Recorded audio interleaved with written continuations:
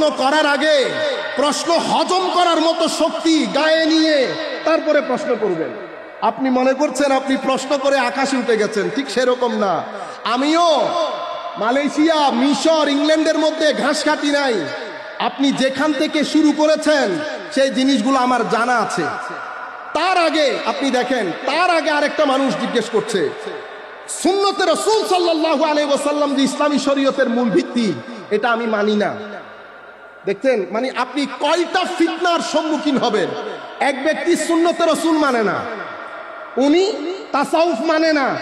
আমি বলছি আরেকজন আর বসে আছেন কেন? আপনিও দাঁড়ান, আপনিও বলেন যে আমি মাযহাব মানি না। হয়ে গেল তো, আমি নাম দিয়ে দিচ্ছি আহলে কোরআন, আহলে হাদিস, আহলে কোরআন, আহলে হাদিস, আর এটা মুনকিরে তাসাব্বুফ। আপনি আর বসে আছেন কেন? তো উনি দাঁড়াই বললেন, আচ্ছা আমি যদিও আমি মাযহাবের বিরোধী না, তো তবু আমি বলছি প্রশ্ন একসাথে উত্তর দিয়ে দেন। তো আমি ওনাকে বললাম, আমি আগে আপনাদের প্রশ্নের ব্যাকগ্রাউন্ড বলি, এটা আমি ইচ্ছে করে আপনাদের সম্মুখে বলছি আপনাদেরকে জানান দেওয়ার জন্য।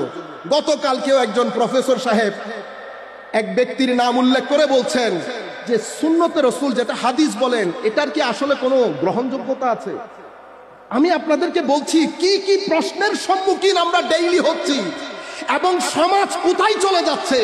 তখন আমি ওনাদেরকে বললাম, কথাগুলো আপনাদেরকে বলছি, আপনারা মুখস্থ করবেন আল্লাহর ওয়াস্তে এবং এই আন্দাজে কথা বলবেন। আমি বলছি, একজন বলছে হাদিস নাই, আরেকজন বলছে মাযহাব নাই, আরেকজন বলছে সুফি নাই, তাসাউফ নাই। আমি বলছি আশ্চর্যের বিষয় হচ্ছে এই প্রত্যেকটা কথার কোনোটা কথা মুসলমান বলে না। এটা কোত্থেকে শুরু হয়েছে জানেন? আমাদের এশিয়া মহাদেশ ইংলিশরা ছেড়ে দেওয়ার সময় তারা একটা স্কলাস্টিক বডি তৈরি করেছে। তাদেরকে আমরা ইংরেজিতে ওরিয়েন্টালিস্ট বলি, আরবিতে মুস্তাশরিকিন বলি, বাংলাতে প্রাচ্যবিদ বলি। তাদের কাজ কি? তাদের জন্য অনেক টাকা খরচ করা হয়, যেটা একটা গবেষণা কেন্দ্র। তাদের কি গবেষণার মূল প্রতিপাদ্য বিষয় কি?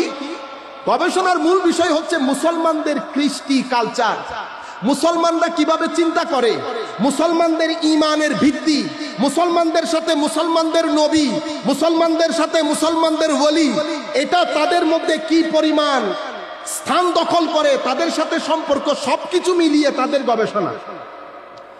এই গবেষণা করতে গিয়ে ওয়েস্টার্ন স্কলাররা এই গবেষণা করতে গিয়ে তন্মধ্যে গুরুত্বপূর্ণ ভূমিকা পালন করেছেন দুইজন। একজনের নাম জরেফ শেখ, একজনের নাম গোল জেহের। তারা কিতাব লিখেছে Mohammedan jurisprudence, origin of Mohammedan jurisprudence, Mohammedan সুন্নাহ, aspect of Islamic civilization, mister Arberry, Nicholson, এরকম অনেক স্কলার। মূল ব্যক্তি দুইজন, একজন জোনেফ শেখ আর একজন গোল জেহের। ওনাদের মূল থিসিস, এই যে ব্যক্তিগুলোর নাম বলেছি, কেউ আমার নবীর নবুয়তকেই স্বীকার করে না। তারা কেউ আমার নবীর নবুয়তকে, তো যারা নবীর নবুয়তকেই মানে না, তারা যখন কোনো কনক্লুশন বা রিসার্চ দেবে, এটা আমরা গ্রহণযোগ্য হবে? তারা প্রথমে আপনাদের খুব সুনাম করেছে, মুসলমানরা এরকম, মুসলমানরা ওই রকম, অ্যান ইন্ট্রোডাকশন টু মোহামেডান ল।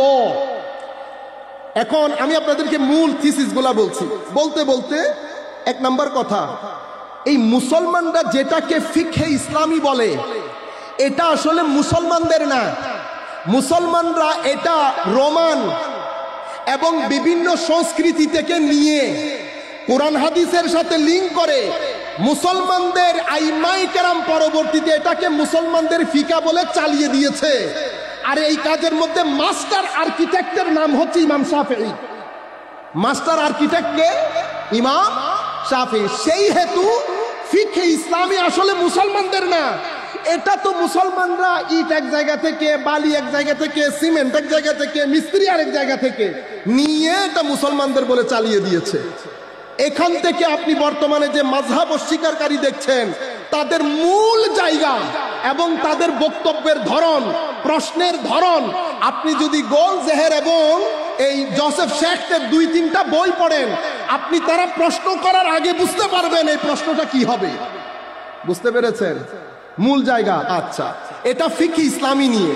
তাসাউফ, ইসলামের মধ্যে যেটাকে সুফিবাদ বলা হয়, আসলে এটা মুসলমানদের না, এটা হিন্দু, খ্রিস্টান বিভিন্ন জায়গা থেকে নিয়ে মুসলমানরা নিজেদের বলে চালিয়ে দিয়েছে।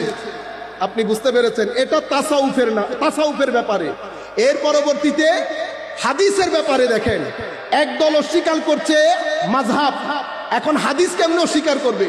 তো মুসলমানরা যেটাকে সুন্নাহ বলে সেটা সেই অর্থে আমাদের নবী ব্যবহার করেন নাই। দেখছেন নি কি একেবারে আমাদের নবী, ওহিকেই মানে না, আবার বলে আমাদের নবী, শুধু মানুষদেরকে খাওয়ানোর জন্য।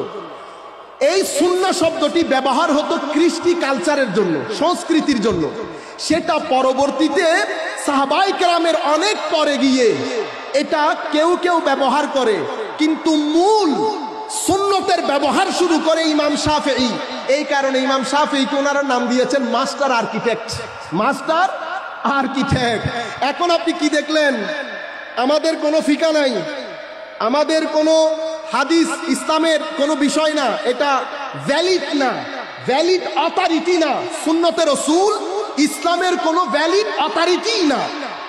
আরেক দল ফিকা মানে না। এই যে তাবত পুরা থিসিস, এটা আমি মুসলমান কে বলছে না বলছে আমি ওদিকে যাচ্ছি না। আমি আপনাদেরকে বলছি মূল জোয়ারের পানি প্রবাহিত হয়েছে কোত্থেকে? ওই ওয়েস্টার্ন স্কলারদের কাছ থেকে। তারা যখন আমাদেরকে ছেড়ে চলে যায়, স্কলাস্টিক বডি রেডি করে, ওখান থেকেই এই যে যারা সুন্নতের রাসূল স্বীকার করে, কিছুদিন পর্যন্ত তাদের আনাগুনা এত বেড়ে গেছে বলার মতো না। আমি কিছুদিন বলতে 5-6 বছর হয়ে গেছে, এখান থেকে একজন অধ্যাপক গিয়েছেন ঘটনা চক্রে, আমি গোল জেহেরের বই